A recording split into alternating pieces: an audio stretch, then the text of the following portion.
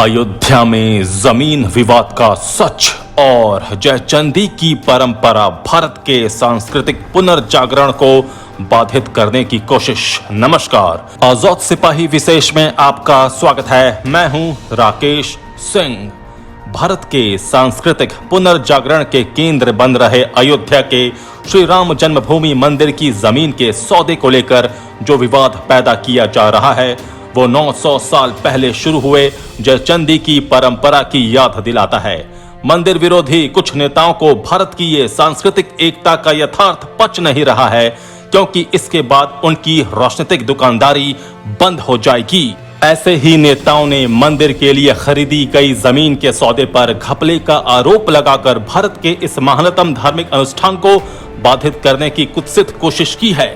क्या है इस विवाद की असलियत और इसकी ऐतिहासिक पृष्ठभूमि? इन सवालों के जवाब तलाशती आजाद सिपाही के विशेष संवाददाता राकेश सिंह, मतलब मेरी ये विशेष रिपोर्ट। 1526 का साल था। इब्राहिम लोदी को हराकर बाबर भारत में मुगल साम्राज्य की स्थापना कर चुका था। बाबर का एक सेनापति था मीर बांकी, वो ताशकंद का रहने वाला था। बाबर ने उसे अवध प्रांत का गवर्नर बनाकर भेजा था। बताया जाता है कि पानीपत की पहली लड़ाई में जीत के बाद बाबर की सेना ने जब अवध का रुख किया तब बाबर आगरा में ही रुक गया। उसने मीर बांकी को कमान सौंप दी थी। कहते हैं बाबर को खुश करने के लिए उसी मीर बांकी ने 1528 में अयोध्या में बाबरी मस्जिद का निर्माण करवाया, जो बाद में इतिहास का सबसे विवादित स्थान बन गया। महाभारत के युद्ध के बाद अयोध्या उजड़ सी गई थी, लेकिन उस दौर में भी श्री राम जन्मभूमि का अस्तित्व सुरक्षित था और लगभग 14वीं सदी तक बरकरार रहा।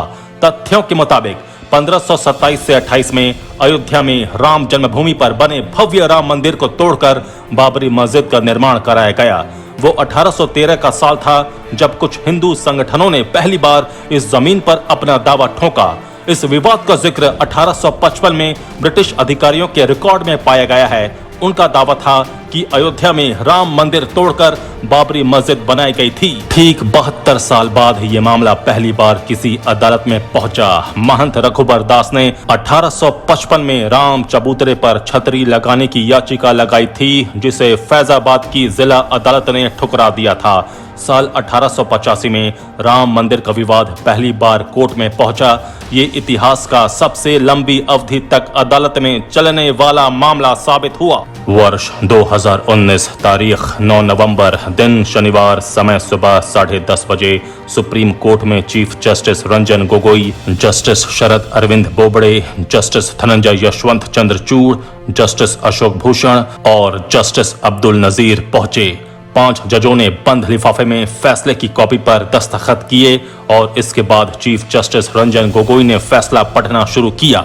फैसला अयोध्या की विवादित जमीन पर राम मंदिर बनने के पक्ष में आया। करीब 491 साल लग गए राम जी को अपनी ही जमीन पर अपने ही मंदिर में विराजने का हक पाने के लिए। इस मामले की सुनवाई 164 साल तक चली, लेकिन अगर इस विवाद की जड़ में जाएं तो एक नाम ऐसा है जो भारत में बहुत सारे विवादों का कारण बना। वो नाम है जयचंद का। बात उन दिनों की है जब राजा पृथ्वीराज चौहान ने अन्य राजपूत राजाओं के साथ मिलकर साल 1191 में मोहम्मद गौरी को तेहरान की पहली लड़ाई में करारी मात दी थी। इस हार को मोहम्मद गौरी पचा नहीं सका और उसने पृथ्वीराज चौहान से इसका बदला लेने की ठान ली। इसी बीच पृथ्वीराज चौहान को राजा जयचंद की बेटी संयुक्ता से प्रेम हो गया। जयचंद इस रिश्ते के खिलाफ था। पृथ्वीराज चौहान संयोगिता को भगाकर अपने साथ ले गए और विवाह रचाया। इसके बाद जयचंद बदले की आग में सुलग रहा था। हर बार करारी शिकस्त खाने के बाद अंततः उसने मोहम्मद गौरी से हाथ मिला लिया। कहते हैं दुश्मन दुश्मन दोस्त बन जाते हैं और वहीं से जयचंद ने गद्दारी की परिभाषा लिख डाली। युद्ध शुरू हुआ और काफी संघर्ष और जयचंद की गद्दारी के कारण इस युद्ध में पृथ्वीराज की हार हो गई। सन 1191 से 92 में पृथ्वीराज चौहान और मोहम्मद गौरी के बीच 18 बार युद्ध हुआ था। आखिरी लड़ाई में गद्दार जयचंद इब्राहिम लोदी से जा मिला था और नतीजतन इस युद्ध में पृथ्वीराज चौहान को हार का सामना करना पड़ा था और फिर गौरी का दिल्ली, कनौज, अजमेर, पंजाब और संपूर्ण भारतवर्ष पर अधिकार हो गया था। यहीं से विदेशी आक्रांताओं को भारत में आने का बल मिला और ये सिलसिला 1947 में जाकर तब समाप्त हुआ जब देश आजाद हुआ। लेकिन जयचंद और उनकी जयचंदी मतलब गद्दारी खत्म नहीं हुई। आज तक ये सिलसिला चल ही रहा है। अब राम मंदिर में एक नया विवाद आया है। इस विवाद को लाया है आपके राज्यसभा सांसद संजय सिंह ने। उन्होंने प्रेस कॉन्फ्रेंस कर कहा कि राम मंदिर की जमीन खरीदने में घोटाला हुआ है और वो घोटाला मात्र 10 मिनट में 2 करोड़ की जमीन को 18.5 करोड़ में खरीदने का है। फटाफट संजय सिंह ने प्रेस कॉन्फ्रेंस बुलाई, कुछ कागज दिखाए और राम मंदिर तीर्थ क्षेत्र ट्रस्ट पर करोड़ों की हेरा फेरी का आरोप मढ़ दिया।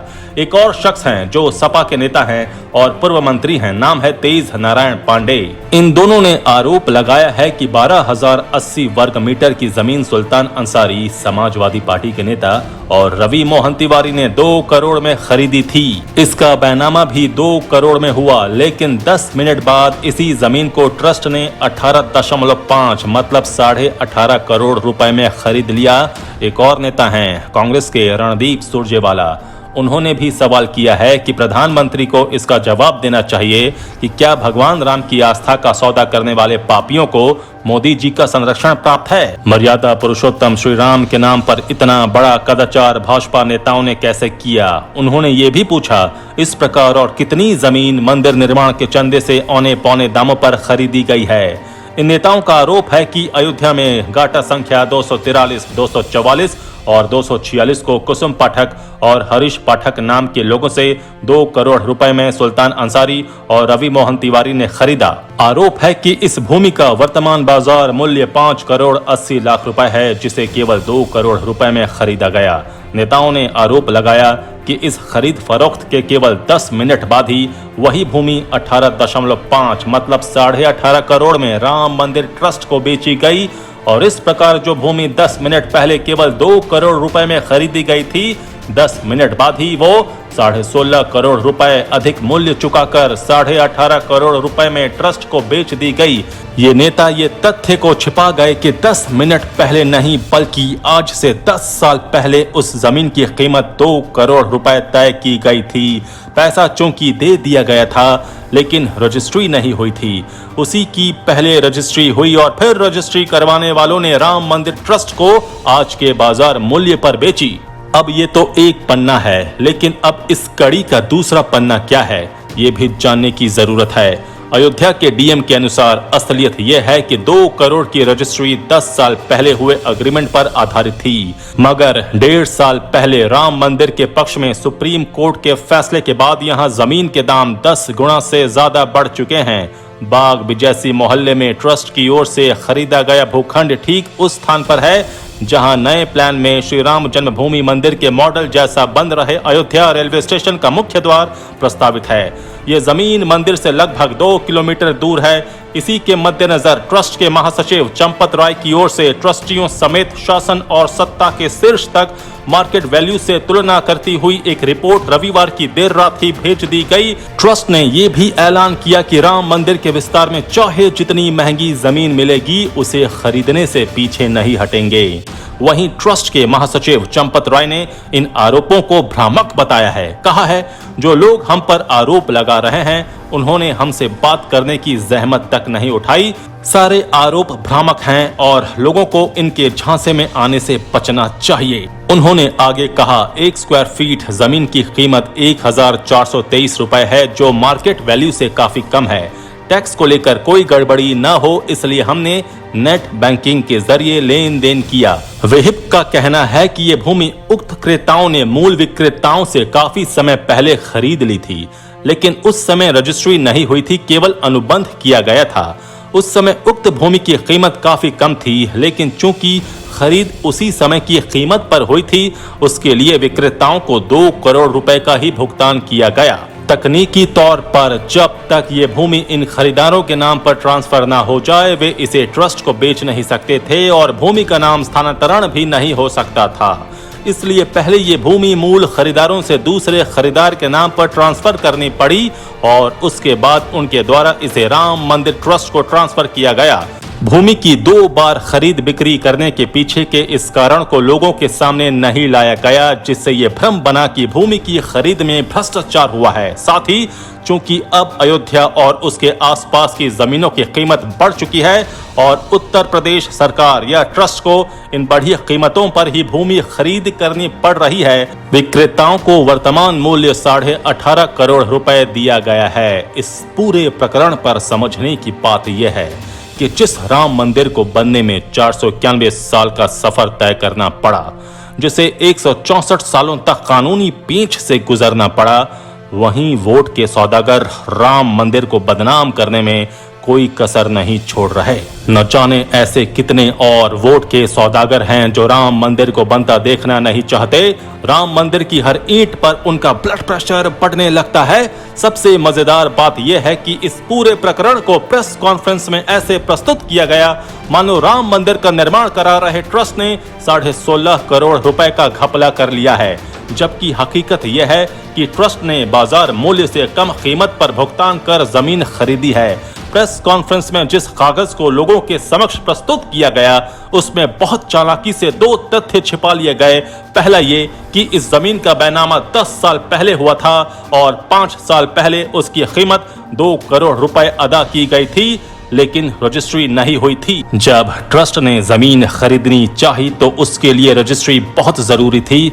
जिस व्यक्ति ने जमीन खरीदी थी उसने जमीन के मूल मालिक से उस रेट में ही रजिस्ट्री करवाई जिस रेट में 5 साल पहले पैसा दिया गया था। रजिस्ट्री होने के बाद इन लोगों ने राम मंदिर ट्रस्ट के नाम 18.5 करोड़ रुपए में जमीन की रजिस्ट्री की। ये कम विडंबना नहीं है कि आज भी कुछ नेता सिर्फ और सिर्फ वोट की खातिर ये नहीं चाहते कि अपने ही देश में अपने ही स्थान पर राम लल्ला हंसते हंसाते विराजमान हो जाएं। सिर्फ चंद वोट के खातिर ये राम जैसे पवित्र नाम को भी हर समय बदनाम करने की फिराक में रहते हैं। आजाद सिपाही में अभी इतना ही। ये खबरों की और भी अधिक जानकारी के लिए आप पढ़ते रहिए अपना लोकप्रिय दैनिक अखबार आजाद सिपाही। आप हमारे इस YouTube चैनल को जरूर सब्सक्राइब करें। धन्यवाद।